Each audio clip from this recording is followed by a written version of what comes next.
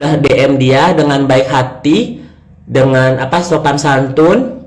Tapi kalau emang misalnya kita harus berdebat atau mengklarifikasi atau apa, aku siap ya. Tapi dengan salam hormat aku bilang gini, aku tidak mau menambah-nambahi personal, karena di sini ini aku tuju adalah Fitri. Tapi kalau misalnya orang lain mau ikut campur dan mau speak up, dipersilahkan waktu dan tanggal dan tempat, ya kan? Diperbolehkan dengan senang hati. Bukannya menentang nih, kan dari kemarin aku diam aja. Terus aku sudah mendm, kalau misalnya emang mau lanjut, ya kita platform ini sosial media, boleh dilihat dengan netizen. Kalau misalnya ada itikat baik, nggak perlu menantang begitu, tinggal bisa DM. Yuk kita cari jalan tengahnya, ya kan? Apa yang bisa kita lakukan kalau emang ada itikatnya baik. Tapi kalau mau itikatnya yang lain, ya bisa juga gitu loh, ya kan? Jadi sekarang kan tujuan aku Fitri, kenapa bisa ke Marissa Ica, yang heboh-hebohnya Marissa Ica kan, gitu loh, sampai aku membongkar siapa dia, apa yang dia lakukan ke keluarganya dia, apa yang dia lakukan ke almarhum, ya. Jadi one by one aku buktikan ke kalian, ya kan? Banyak orang jahat di Indonesia, guys. Di dunia ini banyak orang jahat. Tapi yang aku paling gak suka itu orang yang munafik, ya. Kalau misalnya kita pendosa, say it, ya. Kita orang yang berdosa, kita orang yang salah, kita orang yang gak sempurna. Tapi kita mengaku itu, dan namanya satu, kalau misalnya kita punya kesalahan itu mengakui dulu. Jangan seolah-olah orang paling bersih, ya kan? Pakai ayat-ayat suci, bawa-bawa Tuhan, sumpah-sumpah segala macam, tapi munafik gitu loh, ya kan? Si paling bawa-bawa Tuhan tapi si paling setan, ya kan? Itu yang aku nggak suka, jadi gedek, nih nggak sih? Ya, bawa-bawa Tuhan, sumpah, menangis segala macam, mencari perhatian orang, tapi kelakuannya setan gitu ya. Kalau mereka kan bilangnya aku buto ijo lah, bencong lah, apalagi dakjal lah, sampah lah. It's okay. Gue tidak pernah juga meninggikan diri gue siapa. Gue tidak pernah bilang akulah ratu dari segala ratu, sembahlah aku. Gak pernah aku ngomong begitu, ya. Emang aku cuma orang biasa, ya. Bencong, waria, ya. Ani-ani sih baru-baru, ya. Apalagi, ya. Jadi kalau misalnya kalian ngomong, iya, aku mengiyakan. Terus, jadi udah fair game, ya. Aku sudah mengakui apa yang aku lakukan. Lu ani-ani sama gua ani-ani, jadi boleh dong, ya kan? Boleh dong. Karena kalau misalnya aku menyerang orang yang bukan menyerang, ya, kalau aku membuka orang yang aku nggak kenal terus nggak ada korelasinya, oke. Tapi waktu aku membuka Marissa Ica, aku itu dulu, ya, spill tipis dulu, ya kan? Aku memberi peringatan ke kalian gitu, guys. Awas loh, ini kan beritanya tentang Loli dan Nikita Mirzani yang kemarin heboh-hebohnya. Awas loh, di belakang Rasman ada Ica. Langsunglah dia datang dengan kegagahannya, ya kan? Datang tukutak itu ke kantor polisi. Saya tidak punya hubungannya dengan Loli dan Nikita Mirzani, ya kan? Siapa? Ya, siapa yang merasa perlontongan bisa datang ke Kenjiro, saya tunggu 4 jam, dia bilang gitu. Cucok kali, ya. Terus ditanya lagi kan, Kak, emang kakak merasa lontong? Tidak, tapi saya merasa dirugikan. Karena netizen menggiring opini. Ya kalau kalian nggak merasa, ya, kalian tidak tidak perlu ngaku.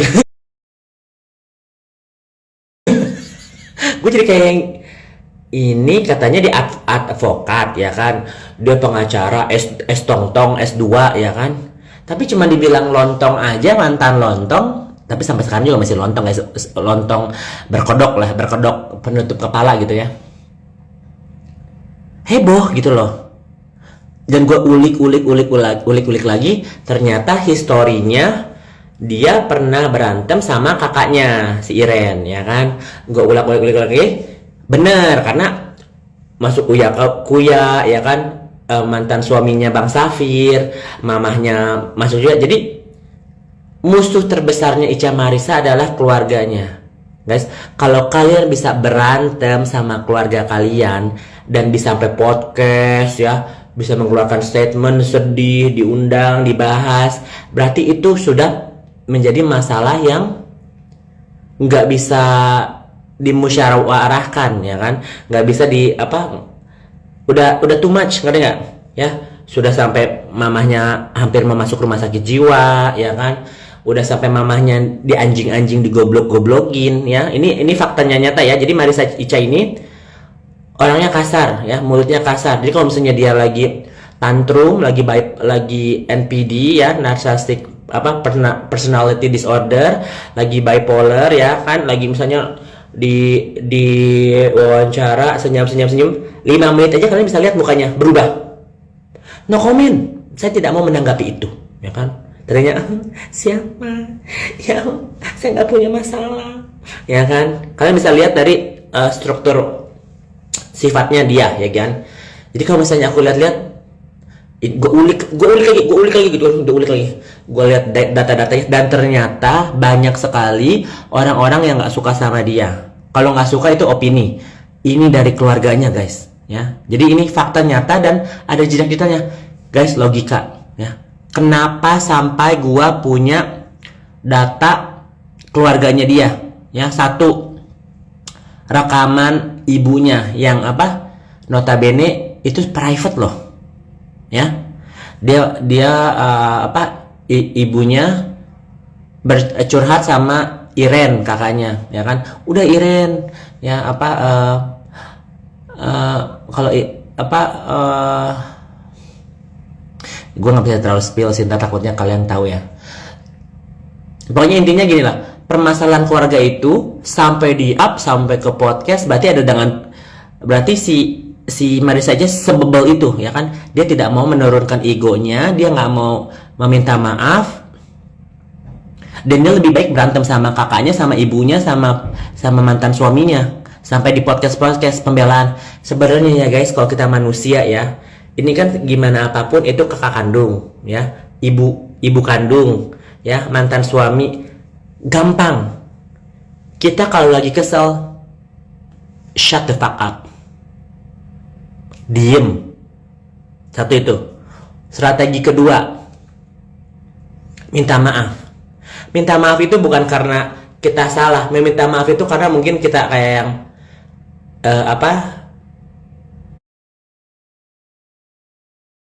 mengecewain mereka secara emosi, membuat mereka marah, membuat mereka sedih. Meminta maaf itu karena kita membuat situasi heboh gitu loh, ya kan. Have to take ownership. Kita harus mengakui, oh iya ya, gara-gara gua kita berantem. Gak mungkin berantem sendirian kayak orang gila gitu misalnya, ya. Lu anjing lu, babi. Gak mungkin ini ngebales kan. Mungkin gak ini si Tumblr ngebales ke kita? Gak mungkin, ya kan? Babi lu. Apa lu ngatain gue? Lu berani sama gue, ya kan? Jadinya berantemnya sama orang gila, ya kan? Karena kita membalas dan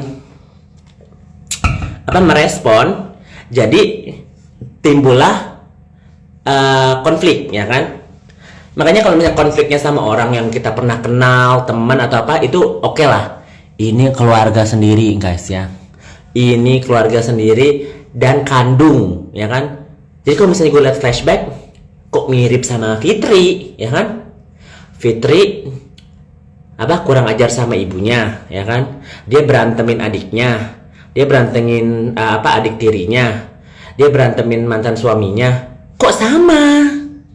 Kok ada korelasinya kayak yang namanya kita kalau berteman, ya guys, pasti ada sesuatu yang bikin kita connect gitu loh. Karena secara nggak langsung kok orang tidak mengerti kita, ya kan. Berteman nggak cocok gitu kan. Tapi ini Fitri sama Ica Marisa korelasinya sama, guys, ya. Dia menjahati keluarganya sendiri, ya. Dia tidak pernah meminta maaf. Ada nggak jejak digital Fitri Salhuteru dan Marissa Ica meminta maaf? Bukan meminta maaf karena salah ya, meminta maaf karena kondisi, membuat gaduh, beropini ya. Kita pasti sebagai manusia pasti ada salah-salahnya ya.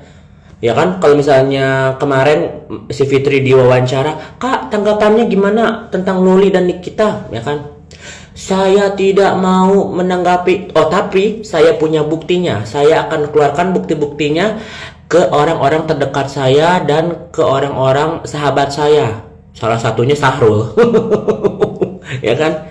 Jadi gue bilang gitu, you have to own it. Lu ada berpartisipasi di kehidupannya Nikita dan Loli, ya kan?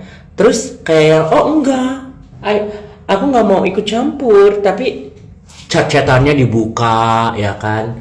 Terus dia bilang, ujung-ujungnya wartawan ada yang nanya kan, kasihan nggak sih kak? Oh, nggak perlu dikasihani. What the fuck ya? Sebagai manusia mana empatinya? Ya, sebagai manusia, dimana kalian kayak mikir gitu loh, ini adalah permasalahan ibu dan anak.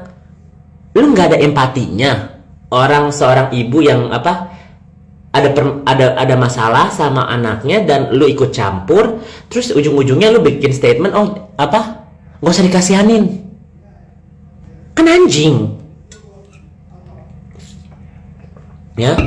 Kenapa sampai berkepanjangan gini?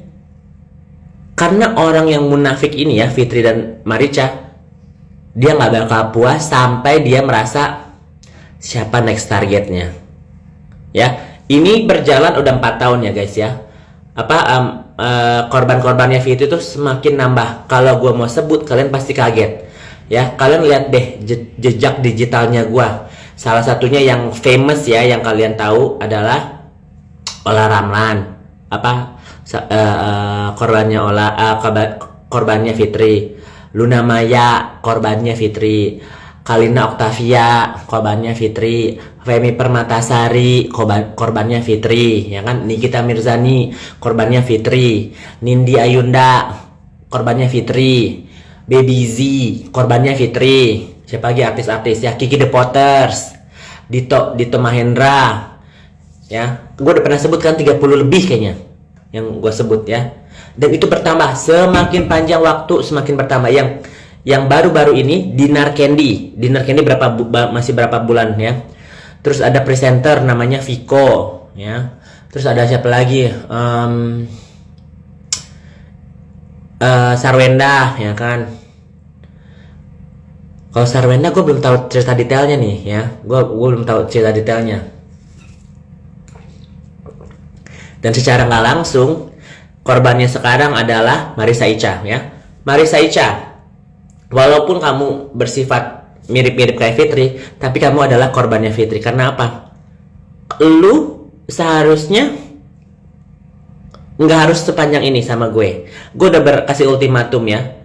Udah gue bukannya ngatur pertemanan juga nih, ya kan? Gue bukannya tapi gue sudah mengingatkan, ya kan? Janganlah